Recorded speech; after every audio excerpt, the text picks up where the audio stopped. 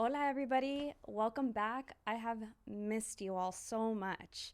If you don't know me, my name is Adriana Alejandre, and I'm the founder of Latinx Therapy. This is going to be a trailer episode where I'm going to talk to you a little bit as to why I haven't been consistently publishing episodes, so what's been going on in my personal life, what I've been up to in the professional life, and what you can expect from the podcast. Now, this setting isn't necessarily ideal for podcast recording. I just want to give that as the first disclaimer.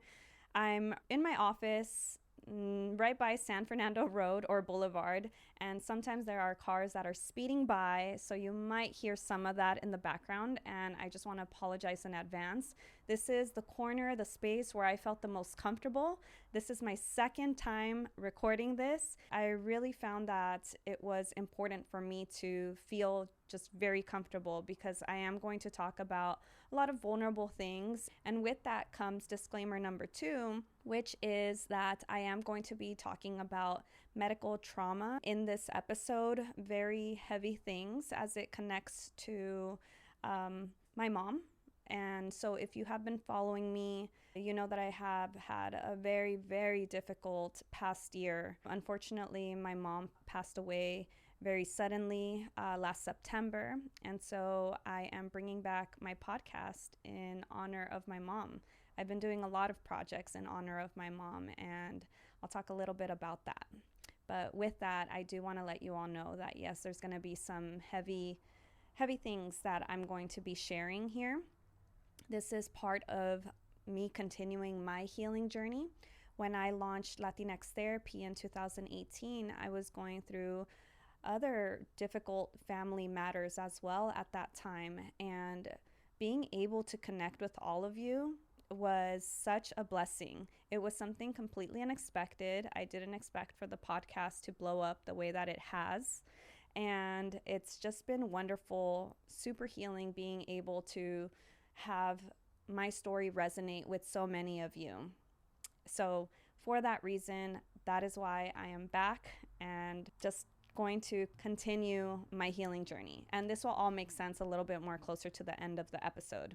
In 2018, when I did launch this podcast, as I mentioned, I was going through a lot family-wise, and a lot of the episodes that ended up coming out in the podcast were so connected to my mom.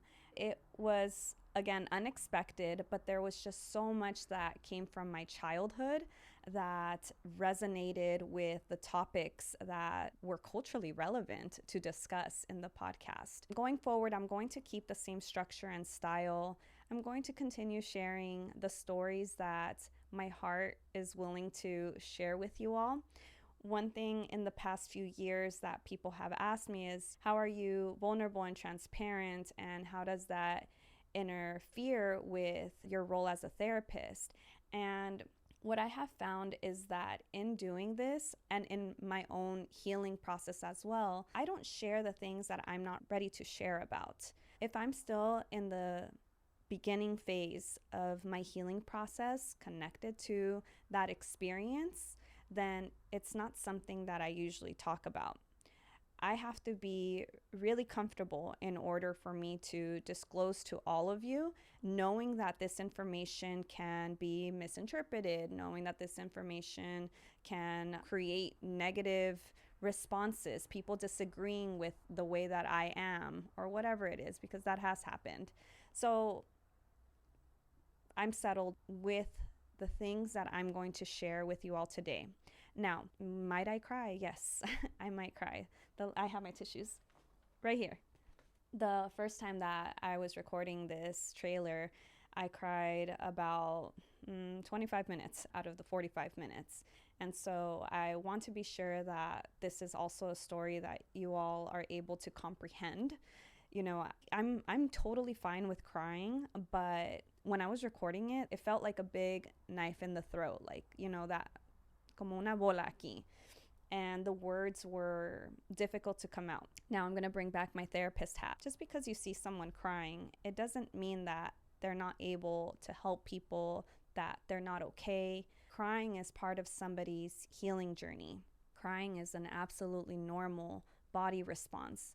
And so much of our community tends to reject that part and see it as a sign of weakness, see it as a sign of, like, as if they shouldn't talk about what's making them cry. But that's because it's making the person on the other end, the receiving end, uncomfortable. So I want you all to remember, just in case I do end up crying, that it is okay. I am okay. And it's just, it's still something that is difficult for me, but that I'm working through. So with that, I'll go ahead and start. September 12th, which is in a few days, is my mom's first heavenly anniversary. Now, I'm going to go back to the pandemic because I think I haven't posted since then. And during the pandemic, so many people grieved, so many people lost their sense of normalcy, so many people lost their identity, and it was just an absolute chaotic, difficult time. We saw the importance of our mental health then. And I saw how important my mom's routine was to her at that time. It was completely soul-crushing to see how just, como lo digo, like dysregulated my mother became during the pandemic. My mom has worked the graveyard shift, so leaving the home probably at 11 p.m., returning 7 a.m. since I was in 6th grade, since I was in middle school, and I'm 33 now, so, I don't know. I'm not going to do math right now, but a long time. She's someone that worked 7 days a week. They didn't give them any breaks. She worked 7 days a week, and she slept during the day, she napped during the day because she never slept consistently like a normal person would, 7-6 hours even. It was just a nap here, a nap there, and then would go out gardening, and then would make food for herself. She'd share, and then she'd nap again or watch Univision, etc. So during the pandemic, they reduced her hours. And my mom, you could just tell she didn't know what to do with herself, and she became extremely irritable. It was a very chaotic time. And so unfortunately, what that led to was her being very mean. What it was, to be honest, was a lot of emotional abuse that we were experiencing. And it's not something that we were necessarily shunned from in childhood. We experienced it a lot, but this was to a whole different degree. I would catch myself saying, I will never be like that towards my son. I am learning so much as to how not to be with these actions. And so a lot of this included violence. Definitely one time, probably 2 times. But she mentioned that she would buy a weapon to... She insinuated with her body language that she would harm us with it because of all the stress that she was feeling. And what we wanted for her was to help her. But my mom was always very cautious. She'd never trusted anyone. She didn't get along with many people. The neighbors. I remember one time during the pandemic also, we experienced a hit and run. Somebody was like running from the police with their vehicle, or however that's worded, and they hit a few cars in our neighborhood, including my front neighbors. And because I was living in the front house, I had seen the incident. And because of the Citizens app also, I actually had the license number of the vehicle that had hit. So I wanted to give that to my neighbors so they could make a police report with that, and so it could help them. Well, the next morning came, and I was outside, and they came to me, and I said, oh yeah, let me get my phone and give you the information.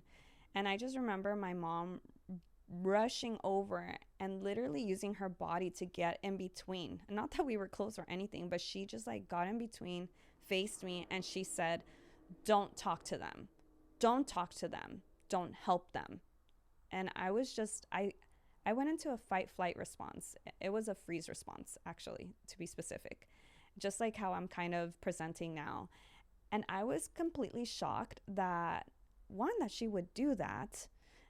After I processed, it made sense because that's just her personality type, but I felt it to be so rude, And I felt that Latino, Latinx cultural value of familismo pop up. And I was like, my body is telling me I have to obey and I have to listen to my mom, or else she's going to see this as a betrayal.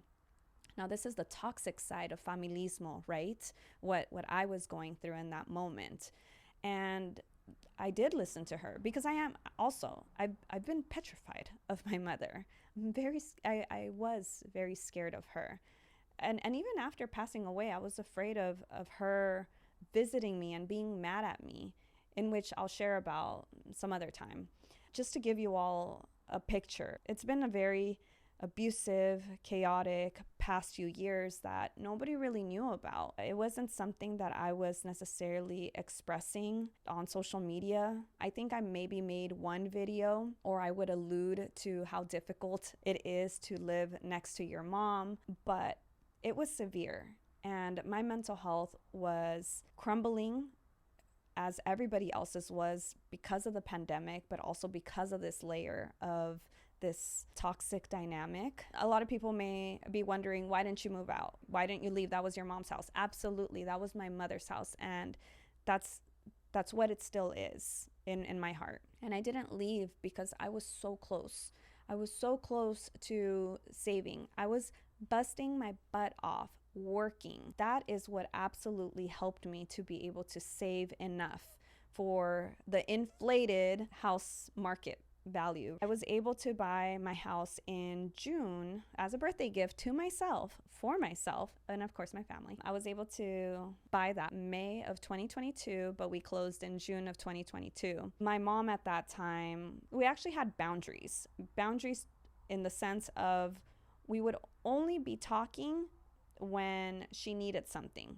And I was absolutely okay with that because I still wanted to be around my mom. All I saw at that time, because I wasn't blaming her, I psychologically understood where she was coming from, and I wasn't blaming her. Was it hard? Yes, it was still hard, but I would just keep seeing her inner child. Any single time she would be so infuriated. All I saw was a little girl that didn't know how to express herself. And psychologically, that's what helped me to be able to create separation, emotional separation between she and I. Around early May of 2022, I did notice that her eyes were very, very yellow. And when I asked her, my mom told me that she had already gone to get checked and that they're giving her something, but she wouldn't tell me what it was or anything like that. So I'd say, yeah, like, you're sure you went? And she'd be like, yeah. And I believed her. So, okay, I let it be. At this point as well, my little sister had moved out because of the difficultness in the dynamics. So I put in the offer, it went through, and I had told my mom also that I was ready to buy a home and that I was going to try to put out offers. And she was excited for me. That's the dream that she has had for all of her children, for us to be homeowners. I assume it's that American dream, right, that many of our immigrant parents held. We were notified that our offer was accepted, and so what we were planning to do is when we moved out, we would have renters there, because at that point my husband and I were the ones paying the mortgage on the home, and we didn't want to leave my mom struggling with that. My little sister wasn't there anymore, so it was my brother was paying the water and power bill. His income was also limited, so yeah, I really wanted to have a renter there to financially help them out. When I was looking for a house, I was also looking for a house where my brother could move into the back, because if you think my mom had it bad with me, it was worse with him. It was something just extremely toxic, to the point where he would only be in the house and then leave to go to work and then come back and only shower when she wasn't around. Come June of 2022, my mom tells me that she's going to go to Baja California, to a hospital out there, so that they could do studies on her because she wasn't feeling well. And around this time, she was limping, or like you could tell that there was something hurting her in her abdomen area. And when I asked her, when was the last time you've gone to the doctor? She said, like 7 years ago. And I was just like, what? So I was very relieved that she was going, but I was also worried because she had let her residency expire, so she was undocumented. and she was going to go cross the border. But there was no telling my mom anything. That ship sailed years ago. So I was just like, okay, mom. I said, I'm here. Call me if you need anything, in Spanish, of course. My mom left, and when she came back, at this point, she needed to ask for even less hours at work because of the pain. And they also were not approving that. She was in severe pain, and she needed to go to this appointment. That upsets me because she would have gone to that hospital sooner should they had approved her request to not work for a couple of days. I digress. So when she came back, I asked her how things went. She said, good. They treated me like royalty. I felt great. And I was very happy for her. She's like, they gave me all these medicines. Should be okay. And I was like, oh, okay. I was like, but what did they tell you that it was? All I remember is that she told me, es que tengo un bicho aquí. Y una infección. And so I was like, un bicho, ¿qué es eso? Like, what is that? And I Google Translate because there's some words that I don't know in Spanish, especially if they're medical terms. That one's not a medical term. I think she just made it up, or I'm not sure. But if any of you know what she was maybe referencing, my mom was from Guatemala. Feel free to leave it in the comments. One day I went over to her room. This was maybe a week or two later. We're still in June. And I was reading through the document. She was in a good mood. It was during the day. And so I remember her laying down on her bed, her documents she kept in a little bolsita. And so I was like, can I see them? And I was reading through them, and they were in Spanish. And so a lot of the medical terminology I had to be Googling because I didn't understand what it meant. And I remembered I would WhatsApp my cousins in Mexico too. They would kind of orient me, but they were really medical terms. Anyway, the one that really concerned me was that liver disease stage 4 cirrhosis. And I started Googling about that, and I saw that some of the treatment included, at that point, a transplant, and it seemed extremely serious. And I asked her if she knew what that meant, or if she knew that that was something that was going on. And she said, oh, she's like, sí, algo así me dijeron. They told me something like that. I was like, oh, okay. Again, I had to be very mindful of my reactions because my mom would get activated in an irritable way very easily. So I'd be like, oh, okay, what are the plans? Or did they give you medicine for this? And she said, oh, no, that's not something that hospital could help me with. And so at that point, I texted my older sister, Jasmine, who was in the doghouse for a couple years. How do I describe this? My mom would actually not like for the siblings to be talking, and she only preferred to be on one of her children's good side, the rest of them to be in the doghouse in some way. We found that very frustrating, but it was easier once we were able to identify the patterns. And me and my siblings, Jasmine, myself, my brother Christian, and my little sister Claudia, we're super, super close. As much as she didn't want us to be close, as much as she, for as long as I remember, didn't want us talking, and actually my father would tell us, that we are siblings and we should always be muy unidos and to trust one another and to help one another. They were very much the opposite. And we ended up going in that direction more so. Going back to her story, I texted my sister Jasmine because she works as a pharmacy technician, and so she understands some of this medical stuff. And it was very concerning for her. So in the next couple weeks or the next few days, she mustered so much courage to come over and talk to my mom. Again, my mom, very scary. She knows how to hurt you with her words, and even physically, if need be, whatever's at her reach. So she mustered the courage, and my sister Jasmine got a big lecture. But then that night, my mom ended up agreeing, like around 1 a.m. My sister took her to a county hospital where they accepted folks, if they don't have medical insurance, they help them with the county stuff. I'm not too sure about that terminology, but that's essentially what happened.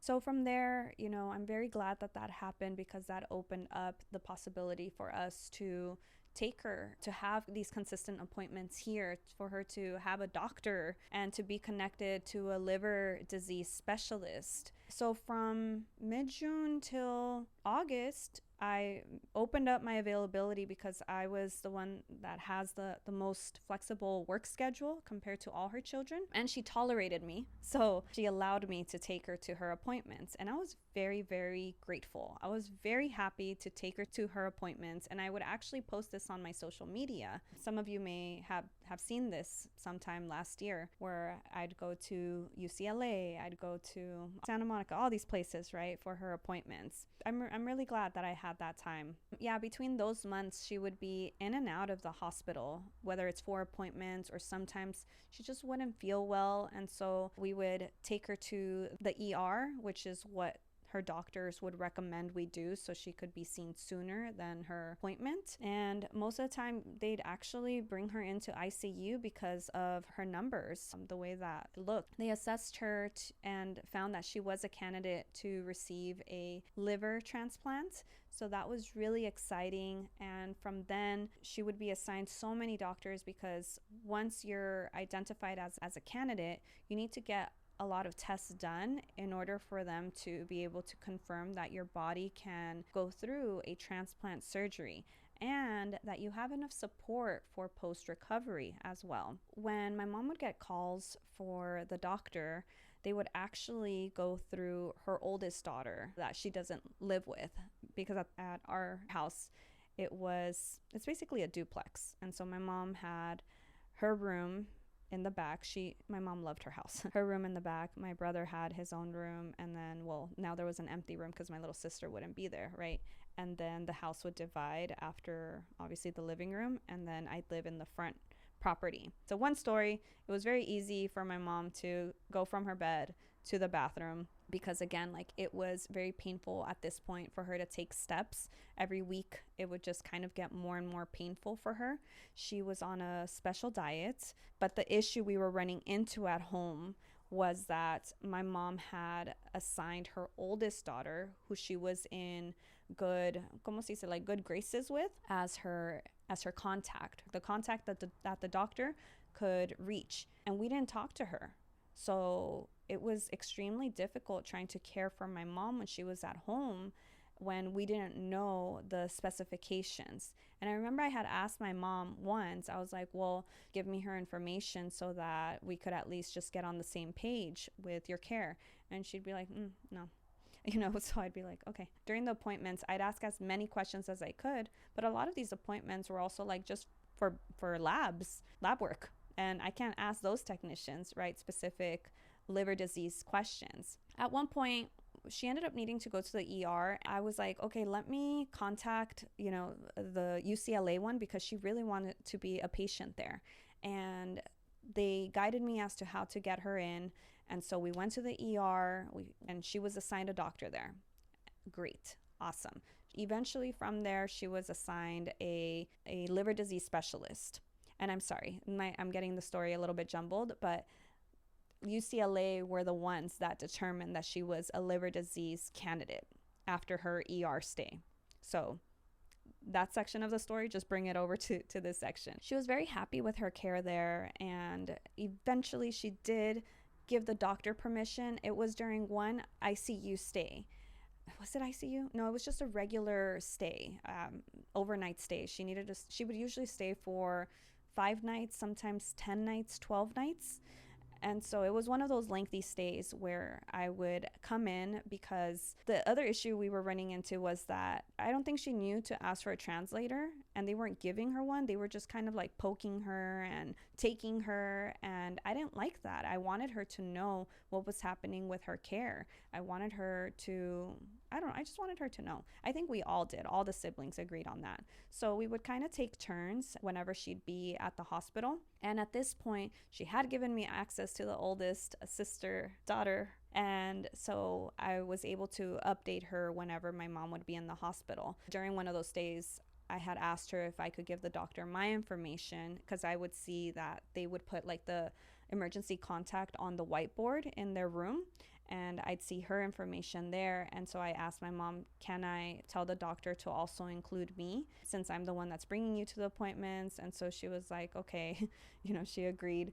And so at that point, things became a lot easier, because again, then I had access to the social worker. There was a liver liver disease director, like somebody that manages all the doctors when it comes to the transplant stuff. He was really wonderful, and all of them for the most part were very compassionate with her and with her care. Unfortunately, it was September 7th, I think she had an appointment with her liver disease specialist. And I don't know if he was like in a bad mood, but at this appointment, other appointments, he had been kind, he had been informative, but at this appointment, he was very accusatory. And he was like, "Who sits with her to eat?" Like asking me. And I was like, and it was summer, so she would be staying at the other house, her oldest daughter's house. But I knew that they made her homemade meals and that she was really following the diet. And so I would tell him, well, this past week she was over there, but I know that they're respecting the diet. And when she's with us, like this morning, she had no salt. He's like, because all of you are giving her too much salt. Algo así. And so I was a little bit taken aback, but I was like, okay. At this point, he hadn't ran any lab work. And so he had ordered that next. I can't remember exactly what he told me in regards to what I needed to follow at this point in regards to her diet. But when I saw her lab work, because through the app, we had an account for her and I would see the results. So the results were showing the opposite of what the doctor was saying. And so I had sent in a message to the nurse or the office, quien sea, whoever in that chat, asking, the doctor gave me these instructions because he believed that her sodium levels were this. But the blood work that I'm seeing is showing otherwise. Do I still follow this diet? I never got a response. That was on a Thursday. And then Saturday, I know that I was working here at this office, and my little sister told me that my mom had gotten home and that she wasn't feeling well. She didn't look well. She was panicking a little bit. So I wrapped up, my work, and I live only 4 minutes away. So I got to the house. I see my mom. She's very, very frail and yellow. And I'm just like, how are you feeling? Like, what do you think is wrong? I'm trying to tread lightly because I don't want to upset her still. And she was just so like limp, if you will. I remember her just saying like, oh, no, like breathing and saying no. So I called my older sister Jasmine and I told her, what was going on. We all stayed informed. I just remember my sister Jasmine came over and she had just finished like a shift. My sister worked very, very hard and she has 3 kids. And so she flew over and she's like, she doesn't look good. Mom, we have to take you to the ER. Sometimes my mom would be like, no, you guys are exaggerating. My mom didn't fight that decision. We helped my mom to the restroom because she had to go to the restroom. And then we helped her get to my sister's car. My little sister and I stayed back and we said, bye to my mom, because we felt that this was just like any other ER trip. For some reason, we didn't think that she wouldn't come back. My sister tells us that when she arrived at the parking lot, that my mom passed out. Immediately, that people from the ER department came over and they rushed my mom to the back. They intubated my mom and they put her in ICU. They were trying to figure out what happened. And so we didn't know what happened. We gave my sister Jasmine the details that we could because she was physically there. We thought she would wake up. So from that, not to give you all like so many details, but essentially Jasmine had stayed. But I think one of the doctors had told her that it was going to be a while. And I remember she called us and we had told her like, well, if it's going to be a while, then go home, shower, and then we'll just come back, right? We'll all come back. Well, around 6 p.m., I got a call from a doctor and he was like, I really wish somebody had stayed. He said, it's not looking good and you need to call everybody that needs to be here now. I was shaking at that point and I still have the paper of where I was taking notes. It was an envelope and I was taking notes of everything. I remember calling everybody and everybody being really sad. Everybody dropped what they were doing and we headed over. I couldn't drive, so my husband drove and it was myself and my son in my car. The doctors were telling us that they were still trying to figure out what was happening. And at this point, I also haven't shared with you all that my brother, Christian, was in Mexico with our family celebrating his birthday. But all of this also happened so fast. And I think by the time 6 p.m., it must have been like 8 p.m. around over there, and they were in the mountain area, so it was very difficult to get back as well. And there weren't any flights that I remember until the next day. I remember the doctors came out like in the middle of the night, and they asked if everybody was there. And we said, no, we're missing two brothers. It was just us daughters, myself, my little sister, Jasmine, and the oldest sister that I didn't grow up with. And then there's also her brother, or my half brother, that lives in Arizona. My sister Jasmine and I split a ticket because he was going to drive over. If my mom was going to pass, we wanted him to have an opportunity to say goodbye to her. We got him a ticket, flew in, what was that, Sunday? And Sunday night, like around 10 p.m., my little brother arrived. So this is from Saturday morning, right, to Sunday night. I want to share with you all a memory in between. I think it was like Sunday en la madrugada, so Saturday super late at night, when my husband came to pick me up. Once we knew, that, because I asked, like, is there anything you guys can do to bring her back? And they said no. And so at that point, that made it much more real. And I was already crying and very upset.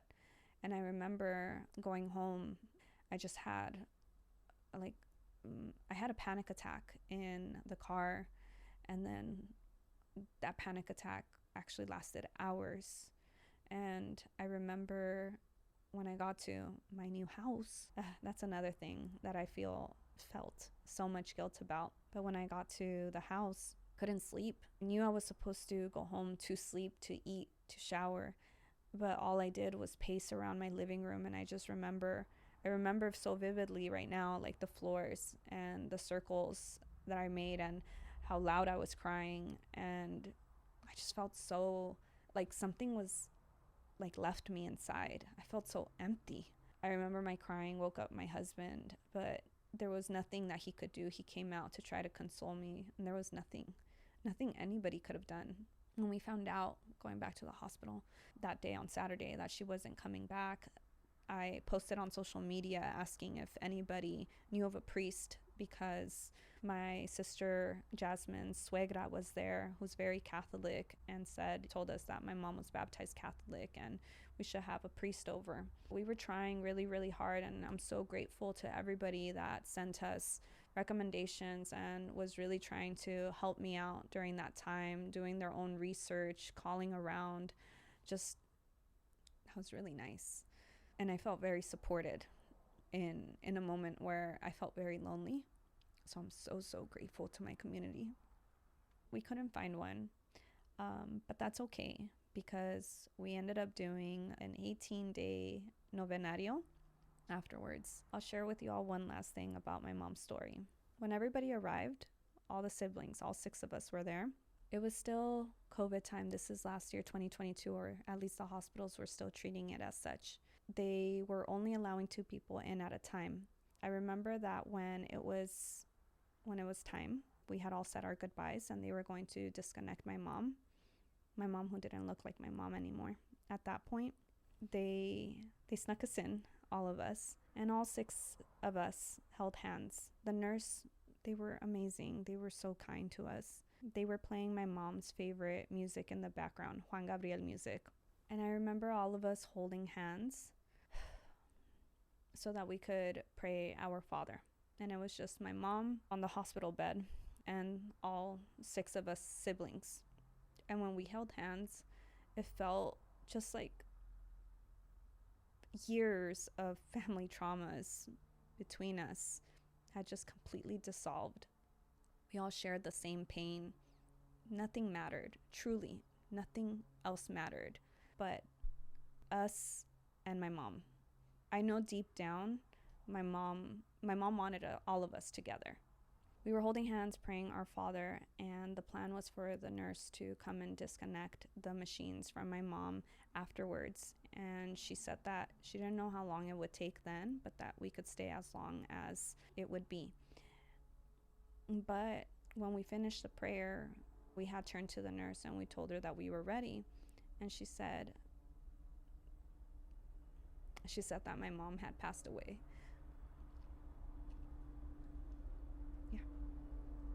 She says she passed away in the middle of our prayer.